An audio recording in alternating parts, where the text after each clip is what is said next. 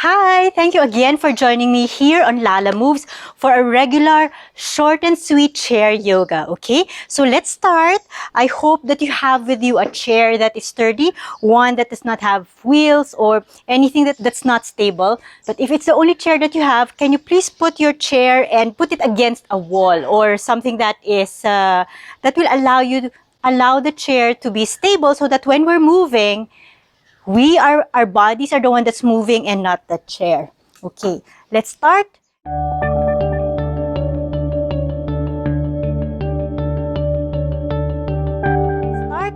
Really sitting just comfortably on your chair. Maybe you're in the middle of your chair or you're at the back. This is still yoga, so we'll always start coming into the practice with our breathing. Maybe you can rest your palms on top of your belly. Maybe one is below the belly button and the other one is on top of the belly button. Okay. When you inhale, think of expanding your belly area and feel your palms move away from your spine. And when you exhale, everything goes toward the opposite direction. Everything hugs in toward the center. Let's do that a couple of times. You can close your eyes or just maybe gaze in front of you and below. Inhale, big belly. Exhale, small belly. Inhale, expand. And exhale, contract. Inhale. And exhale. This is called the belly breathing. In, diaphragmatic breathing even. Exhale. Now let's just add the arms. Inhale. Make your hands go all the way toward the ceiling. Doesn't have to be so high, just like this. Maybe only bring your hands to a point where your ribs are not flaring out. Okay? And as you exhale, release your hands down. One more. Inhale, hands up. Exhale, release your hands down. So it's your hands that are moving and the spine, the ribs, your chest, your shoulders are not compensating. One more. Inhale, hands up. Exhale, release your hands down. Now, can you bring your hands to a letter T or to your sides? Okay. Then when you inhale, can you allow your palm to face toward the back? Your thumbs are pointing toward the floor. And that means your shoulders are caving in. And when you inhale, allow your palms to face up. And that means your shoulder top, your shoulders are also allowing you to sit up tall and nice. A couple more times. Inhale. Thumbs down. Exhale. Palms up. One more. Inhale. And exhale. Notice that when you exhale, when your palms are facing the ceiling, when your palms are up, your shoulder blades behind you are actually pushing away from each other. Just let's check that one more time. Inhale and exhale. Did you notice? Okay, now, can you keep your shoulder blades away from each other as you bring your hands up? And exhale, release. Let's do that a couple more times. Inhale. Allow your shoulder blades to move away from each other. Maybe it helps if you scoop your biceps in toward your cheeks. And exhale, release. And then just let's reset the shoulders if it felt like some kind of tension from that kind of movement. All right. Now from here, let's just do some yummy stretches for our side body today. Because of our lifestyle, our side body deserves some treat. When you inhale, let's bring our hands up again. And when you exhale, allow your one hand to go the opposite direction and go ahead and hold the outer thigh of the opposite thigh. Okay? When you inhale again, grow tall. Imagine that your spinal bones are stacking one on top of each other. On your next breath, on your exhale, lean to the side. Keep your chest facing me or toward the front. And notice how you're creating space between your top fingertips and your bum. Keep your bum down on the floor, on the mat, on the chair. And when you inhale, come back up. Let's do that one more time. Inhale, grow tall. Exhale, lean to this side. Feel the side stretch here. On your next breath, come back up and we'll do everything on the other side. Bring both hands up on the inhale. And as you exhale, hold the opposite thigh, outer thigh. Inhale first, grow tall. And as you exhale, lean to this side. Keep facing me. Try not to roll your shoulder forward. Try to keep your chest open here. Exhale. And as you inhale, come back up. Let's do that one more time. Inhale, grow tall. Exhale, lean, side bend. Keep both hip bones planted down on the mat. Inhale, notice how much opening you are creating on your side body here. And on your next breath, come back up. We'll go and twist first to this side, okay? Coming from the belly first. Inhale, grow tall again. And as you exhale, take the twist from your belly and then your mid-back and your upper back. Then allow your hands to just rest wherever they fall. Notice where your knees are. Did one try to move forward? Keep your knees even. Alright? As you inhale, grow tall again. And as you exhale, use the back shoulder to twist some more and deepen this twisting in the spine. On your next breath, release from this pose. Bring both hands up again. And we'll twist to the other side. Inhale, grow tall. And as you exhale, twist from the belly first, and then the mid-back, then the upper back. Relax your hands down. Inhale. Exhale, use the back shoulder to deepen the twist, but your knees are staying even. One knee is not moving forward of the other. Breathe. And on your next breath, slowly release from this pose. Extend your hands up again and release your hands down. How are you? I hope that felt good on your body. Okay, now let's just do what you call the cat and cow pose. You can hold your waist here or just relax your hands alongside your body. It doesn't matter. Maybe what matters is if you're sitting on the front edge of your mat and maybe your feet are just hip distance apart or maybe they're a little wider. Just go for the position that feels good for your body. All right. When you inhale, we're going to create a letter C with your spine, and that meant opening our heart center and squeezing your shoulder blades in, maybe tilting your head up. Now, when you exhale, let's go the other way and round the back. Now, we're going to close the front area and expose everything to the back. A couple more times. Inhale, open the front area, open the chest area.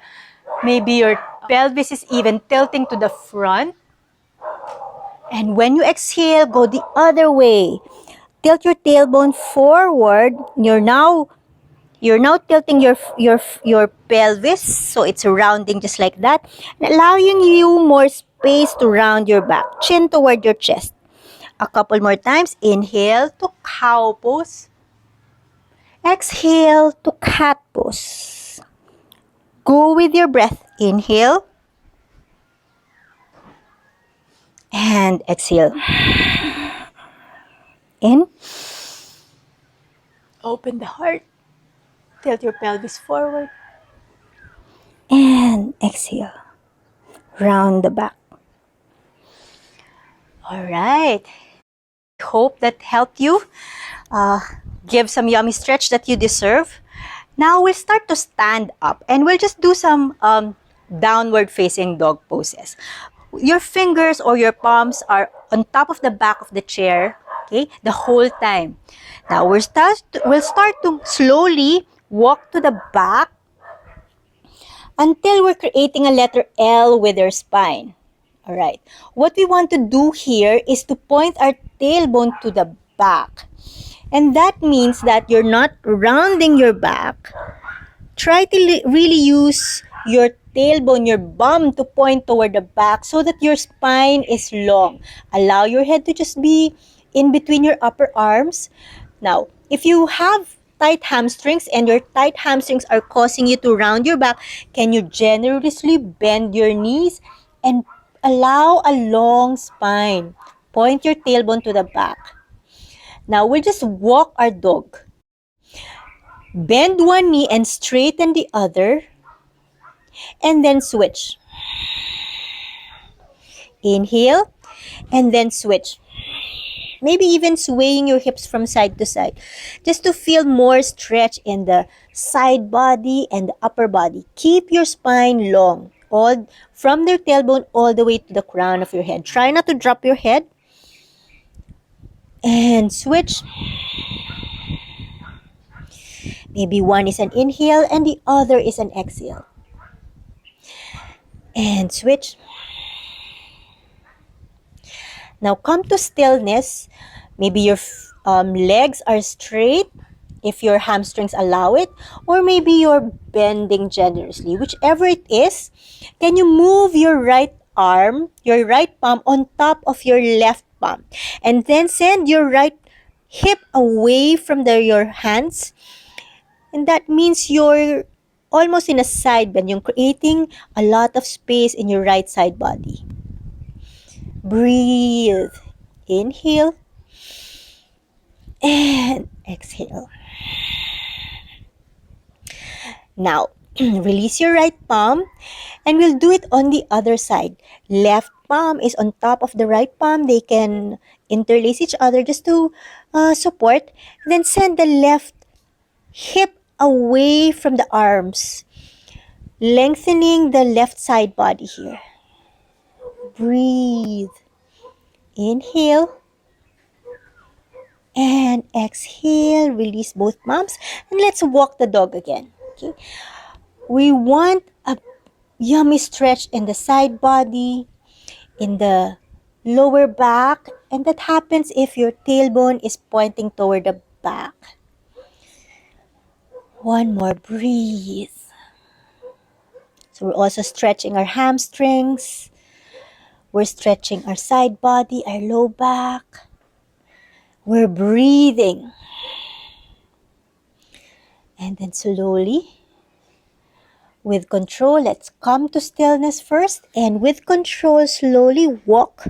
Take mini walks back to the mat and allow your spine to roll up very, very slowly and your head comes up last.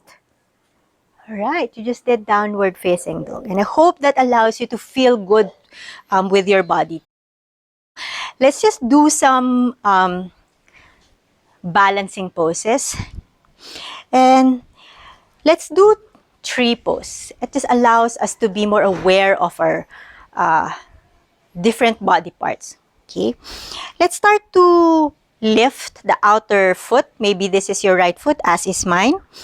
And rest your right ankle on your left ankle. So that is option number one. Another option is to rest your right foot, the sole of your right foot on your inner calf. That's the second option. The third option is to rest your floating leg on your inner calf. All right.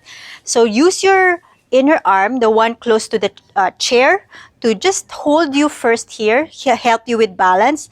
But can you bring attention to your standing legs, thigh, and hip? Okay. Can you not allow your hip to be lazily moving this way? Can you instead firm your outer hip in and really think of rooting down through your left foot? Okay. The chair is there to help you with balance, or maybe not. You can experiment moving your hand up and notice how your balance is. The key here is actually to focus on one area in front of you, not down, but directly in front of you.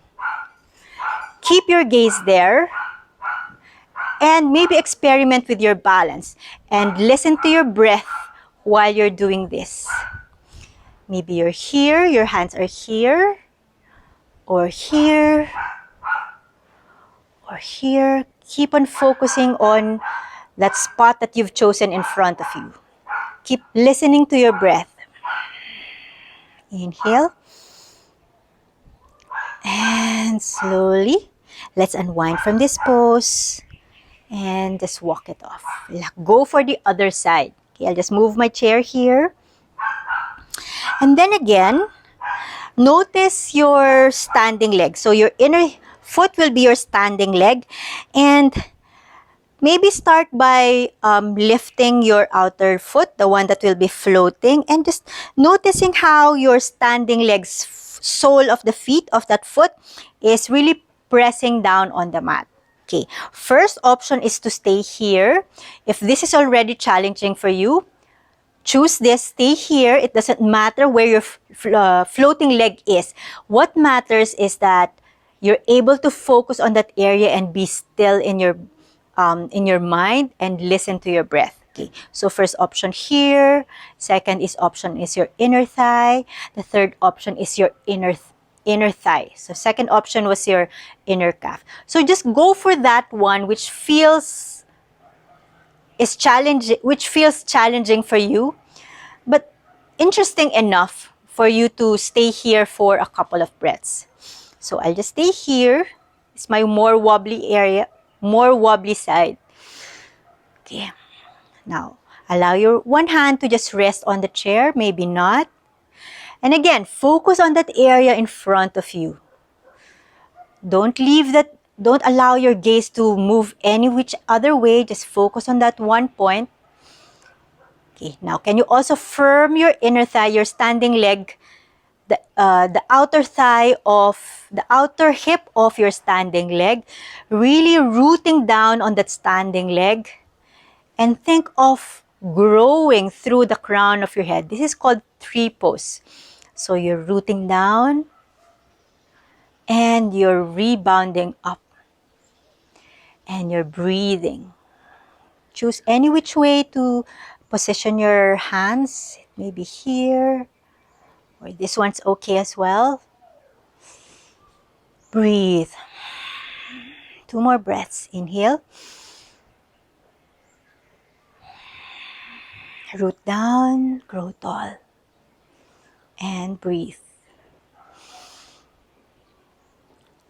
And then slowly release your floating leg and just walk it off. All right. Let's just do 3 cleansing breaths here. Inhale, bring your hands up. And exhale, release. 1 more, 2 more. Inhale, hands up. And exhale, release your hands down. 1 last. Inhale, hands up. Allow your palms to touch and rest them on your heart center. Thank you for allowing me to guide you in this short and sweet chair yoga practice. Namaste. See you again next week. You have a nice rest of the day and a restful week, everyone. Bye!